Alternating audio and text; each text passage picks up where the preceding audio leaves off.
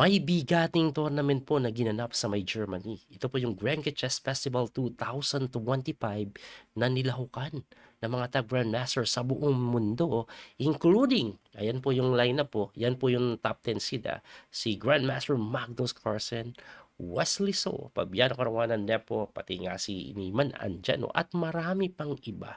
Ito po ay open event Basta ang rating mo, more than 1950, pwede ka sumali. Anyway, nakakabilib na performance ang pinawalan ni Grandmaster Magnus Carlsen. Siguro narinig nyo na to.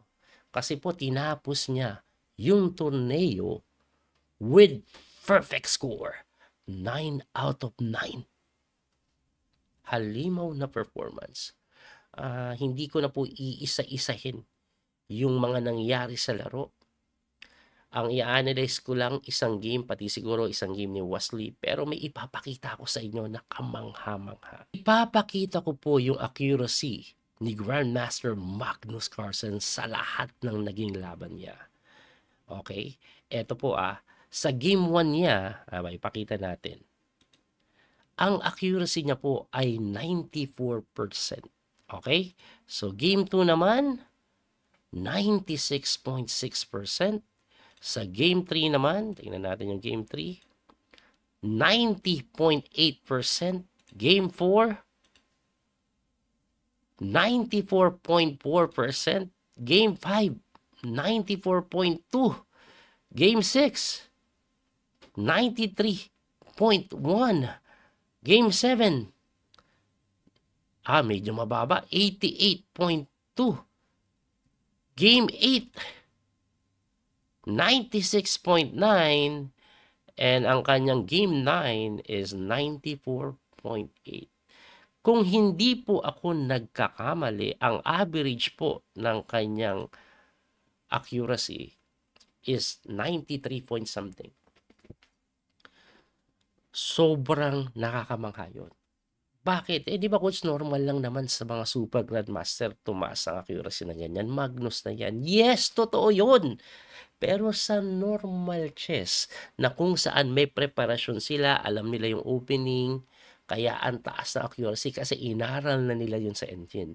But this one, walang engine help ito. Kasi labo-labo yung position. Tingnan nyo po, ayan Diba, labo-labo dalawa lang po ang tumama. Ito lang. Tapos naka-mirror yan sa kabilang side, pareho. Labo-labo, so ibig sabihin, ang hirap hanapin yung tamang tira. Kaya over the board mo yan titingnan. Pero Magnus Carlsen with that accuracy, very insane po yun. Insane talaga. Anyway, tingnan po natin yung nangyari sa last round niya. Ito po ay laban kay Vincent Gamer na tinalo siya noong nakaraan. Nag-champion sa freestyle chess yan si Vincent by eliminating Magnus noong nakaraan Tingnan natin kung makabawi si Magnus. Of course, alam niyo na nakabawi, nanalo nga, pinerfect. Anyway, nag-D4, D5, at paano niya to tinalo? Knight B3, develop lang, F6, Knight C5. Grabe, ang lakas ng loob ni Magnus. Sumugod agad, threatening this. May libre agad dun. Anyway, nag-Knight D6 to defend, and then, grabe naman yung H4 na yan. Paano mo maiisip yung mga ganyan tira sa mga ganitong klaseng posisyon? No? Pero tama Balik nga natin. Number 1 engine mo, busang gala. Hindi ako nagbibiro. Pakita ko sa inyo. H4, ayan, number 1. Alam niyo bang, ito po ay sobrang nakakabilib. Kasi, hindi mo maiisip yung hindi ko maiisip yung H4 na yan. Para saan ba yung H4 na yan? Hindi ko nga maintindihan Pero in H4 At yan po yung number 1 engine move. Magnus na talaga. Grabe, no? So, tumira po ng A5 naman yung kalaban na bishop h2 lang, and then nag b6, umatras yung kabayo yun, medyo hindi accurate na yun. Ibalik po natin, ang pinapatira po ng engine, get rid of the bishop, ikulong mo yung kabayo mo. Ang nakakatakot lang kasi, pag pinasok mo dyan, pupunta lang siya dito at mahalos makulong na yung kabayo. But it turns out, it's fine. Tapos kakaslingan mo lang daw. Anyway, umatras yan, and then nag c5, at si 3 si 4 tumakbo doon, hitting the pawn, pero may depensa pala na bishop doon. Hanap yung bishop, no? Kaya bin-e5 lang, and then nag-f3 lang. After f3, in-e5 yun. Medyo nagkamali daw doon, kasi tinakes lang po yan, takes. And then, kinapture yung pawn, na medyo magtataka ka, bakit ginawa yun, no? Ba't pinakain yung pawn? Anyway, tinikman lang ni Magnus, tapos kinapture yung pawn. Ayun pala, binigay yung pawn kasi may libre doon. Akala ko kasi may mga discovery capture dito, pero nakapin. Ayun pala yun. Anyway, nagtira lang po ng G4 si Magnus sa sinagot ng bishop sa may A7, threatening to checkmate, kaya dinipensahan by playing E3 lang. And then nag-queen H6 po yan, good move daw, na tinakbuhan lang ng king. Tinirahan ng queen sa E6, umatas ng queen, pero mga excellent move ba. Anyway, tinirahan po ng E4 ni Magnus, kaya po pumunta yan doon, itutulak yung pawn, tapos may tikim dito or may weakness doon, no? So anyway, ang ginawa is nag-knight C7 develop, nag-knight C2 naman, nag-castling sa queen side, tumira po ng knight E3, and then umatras yung reyna na medyo mali na daw. Ibalik po natin, no? Ang tamang tira daw is H5 immediately. Pero yung atras, tingin ko gustong itira yung bishop dito, or at least ma-pressure yon ng bishop. Anyway, nag-queen lang sa may E2, kinapture, knight takes, and then nag-H5 na. Pagka H5, bishop G3 ang pinawalan, na sinagot po ng bishop E6 na nga, at tinirahan lang ng G5 ni Magnus. Tinulak lang yung pawn, no? Ayaw niyang masira yung structure dito, kakainin na kasi. Anyway, pagkatulak, nag-rook sa may D7, na sinagot ng rook D1, activating the rook, at tinulakan ng H4 na mali. Ang tamang tira daw, king B7, ano pa? Or queen D8, putting pressure. Anyway, ang H4 po na tira, hitting the bishop yan, binibigay. At ang ginawa ni Magnus, kinapture lang eh. Ngayon, bakit po binigay yan? Kasi titira siya ng queen D8. Anong threat ng queen D8? Pagka takes po dito, kain ka, may capture dito, check. At papipilitan kang hiharang, may kain. Ganun po mangyayari. So, ang ginawa ni Magnus, kita niya yan, dinipensahan by playing queen E1. Para po pag kinapture, queen ang titakes at depensado pa rin yung pawn. Kaya nag-rook H5 na lang yan. Pagka rook H5, queen lang po sa may G3 na sinagot ng mali na tira, knight lang sa may F5. Grabe, mali pala yan. Sacrifice yan binibigay Binibigay po yung kabayo. Pero pag kinapture mo yan, may bawi doon. Ang problema niyan, papalit-palit lang. And according sa engine evaluation, completely winning after queen G5. So, hinit po ito. Siguro may mga threat. Later on, pwede itulak, may mga discovery check. At ito daw po ay winning na. Bigla kay Magnus. So, time pressure na din si Kamer. 1 minute and 23 seconds. 8 minutes pa si Magnus. Nag-bishop F7. Tinulak. Napilitan i-capture. Tinulak. So, ang ending po, threat na to, threat pa yun, threat pa to. Ang daming threat. Kaya, chumek po yan pagka-check. Kining mo ban lang. Pagka king move, kinapture na lang po yung bishop with a check. Kasi, babagsak yung tore, babagsak din yung bishop. Kaya, sinave na lang po. At least, quality down lang, no? Anyway, pagka queen takes, tumira ng bishop doon at medyo nakakatakot yung position ni Magnus sa totoo lang. Kasi ang lalakas ng mga bishop, no? Malalakas yung mga bishop. At yung king parang hindi safe. Tapos yung bishop na to, walang ginagawa dyan. Pero, alam ni Magnus ginagawa niya Nag-bishop lang po sa may E4 Pinalit Pagka takes, queen takes lang. Ito quality up. Ngayon, parang may tabla, may check. Tumakbo lang si Magnus. Chinek.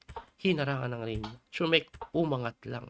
Nag-king move lang sa may C7. Iniwasan po yung mga ganito Anyway, pagka king C7, nagtulak pa rin ng pawn si Magnus para magkaroon po ng pass pawn dito. At that is already winning pag na-promote, of course. Pero may bishop F2 check Tumakbo lang noon. And then, tinirahan lang ni Kamer ng bishop C5. Ayun. Para saan kaya?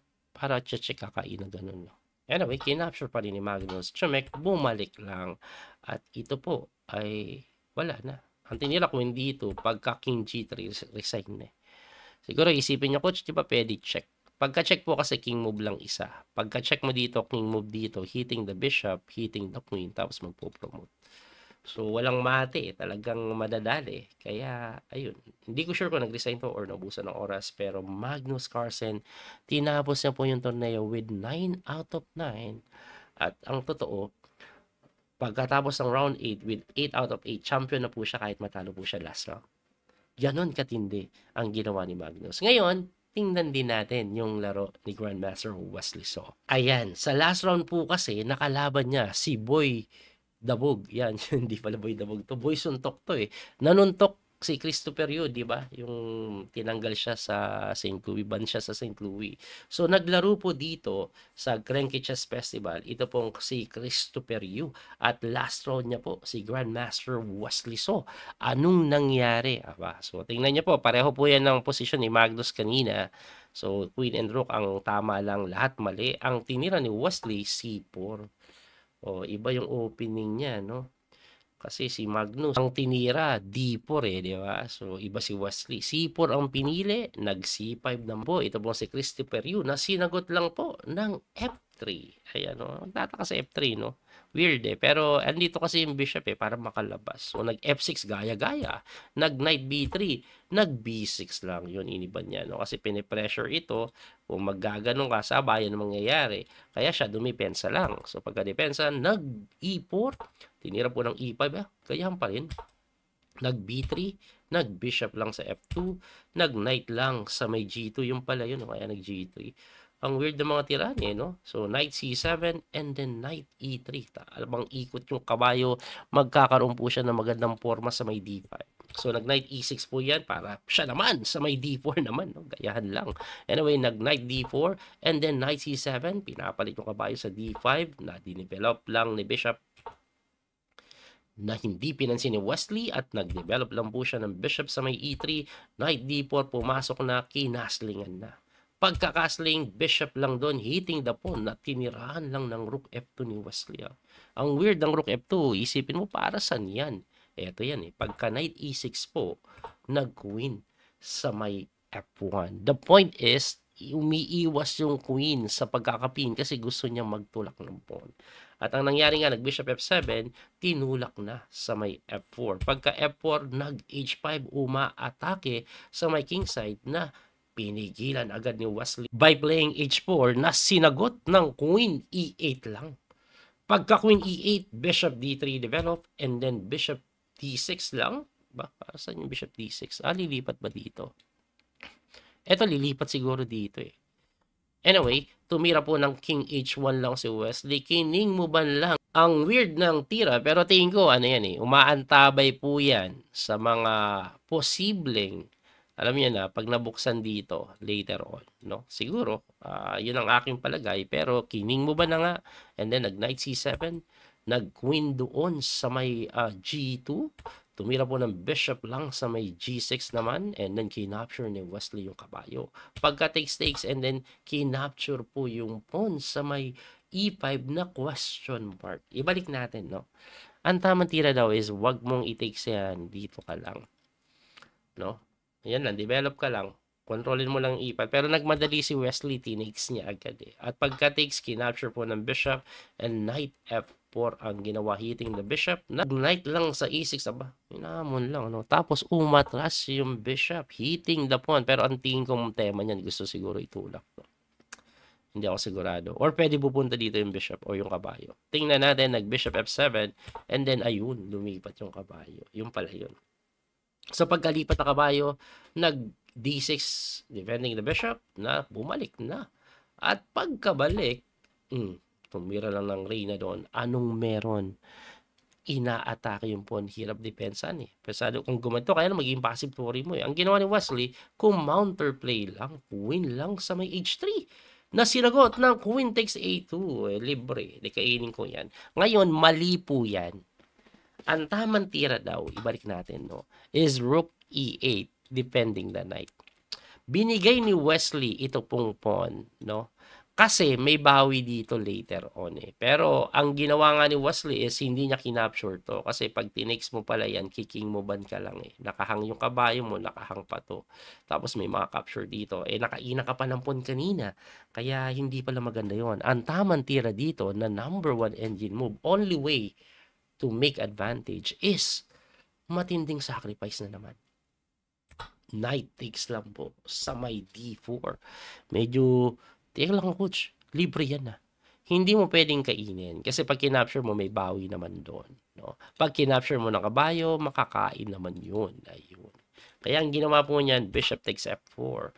Siyempre, binawi ng pawn. And then, nag-rook sa may E8 to defend the knight. Kaso, queen C3 lang at masasabi natin, equal man ng pawn yan, lamang na lamang sa posisyon ang white dito, no? Anyway, nag-queen A6 yan, nag-knight sa may F4 or F5, hitting the pawn ng D6 na tinulakan lang para depensahan.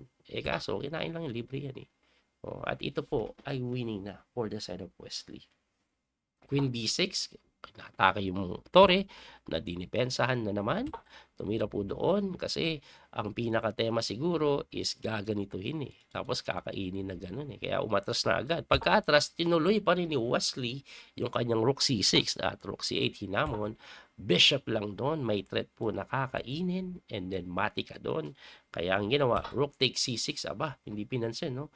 Pero kinain lang ni Wesley, ganun pa rin po yung threat. Ganun pa rin yung threat. So, dahil kakainin yan, dumipensa. Ayan. So, para pagka-takes mo nga naman, mabubuksan yung reyna. Kaya, tinirahan lang ng king move. Grabe, relax. Balik ko lang Pusang ka lang yan. Engine move yun. Kining mo man lang. Umayos na. Hanip na king move yun Kining mo ban lang Tingin ko bakit niya kining mo ban. Pag kinapture kasi to, takes ka doon, may capture dito with a check. I think, no? Tingin ko kaya nag-king move. I'm not sure. Pero mukhang yun eh. Pero engine move eh. Anyway, nag-G6 yan, hitting the knight. Yan po yung kabayo. And then, kinapture din yung kabayo. Hindi po kasi pwede yung bishop dahil babagsak yun. No? Anyway, pagka-takes yan, aba, eto matindi. Galing ni Wesley. Tinirahan niya po ng unexpected move. Kasi ang pinaka-normal is kakainin mo eh. Pero Wesley saw, with 13 minutes on the clock, tumira lang ng queen C3. Hala ka dyan, baby. Grabe yung queen C3 na yan. What's the idea of queen C3? Pag kinapture mo, I'll take the pawn on F6. Check na yan. May threat pa dun sa tore. Kaya nag-king E7 eh. And after king E7, saka tinakes. And then pagka king takes, check. At least yung queen is gamit na gamit, no? Nadepensahan ito ng todo. So, nag-king E7 and then rook lang sa may G1 or G2. Threatening to go rook G7. Na tinirahan lang ng D5. Aba, panggulo pa, may kain doon, no? Kaso, chinek lang eh. At pagka-check, nag-resign na. Bakit po siya nag-resign? Kasi bagsak po yung pyesa. Ano man mangyayari? Pag pumunta ka dito, may capture dito with a check. So, pag pumunta ka naman dito, kakainin lang ito. Pagka-takes mo, bagsak yung tore. Anyway, kahit po itira niya pa yung best move, which is dito, kakainin pa rin ito dahil pagka-takes mo, check, may pass pawn na hindi maabutan. At dahil doon, panalo si Wesley last round. Ngayon, ano ang performance ni Wesley kabuuan? Tingnan po natin. Ayan po. So, nanalo po siya nung round 1. Panalo round 2. Round 3, natalo po siya kay Dimitri Collars. Nasilat siya. Medyo bata lang din yan. Tapos natablaan pa nung round 4 ng IM. Pero nanalo nung round 5, nanalo nung round 6. Tapos tabla round 7 and round 8. And then nanalo last round. So, hindi ganun kaganda yung performance ni Wesley. At ang final standing pa nga ay ito po, no? So, number 1 si Magnus with 9 points. Sumusunod si Madsudlo, Esipenko, Sbain, Arjun Erigaisi, Alexei Sarana, Dominguez, Fabiano Caruana. Grabe, daming 7 points. 2 points ahead si Magnus, Hanip na yan. Layo ng diferensya. At 6.5 lang si Wesley. Siya po ay pang number 14. Dahil malakas yan, si Rapport nandyan din, MBL. Grishok. Lakas ng kasali, no? Sobrang bigat po ng field na ito. Kung mapapansin niyo po, ang pinapauso po talaga ngayon ni Magnus, yung freestyle chess. Kasi po, na-board na po siya sa standard na kung saan, alam na yung opening. Gusto niya talaga ganito, nakapaan. Talent lang. At anyway, lakas ni Magnus. Sobrang nakakabilib talaga. Ibang level ang kanyang pag-a-analyze, no? Grabe. Anyway, abangan niyo po yung mga susunod natin video. Muli ito po yung Coach P, Master Daniel Causo. Hanggang sa muling pagkikita po. God bless mga kabiyahe. Thank you po. Don't forget to like and share, follow, and subscribe. Bye-bye. That little mouse, 'cause I'm an albatross.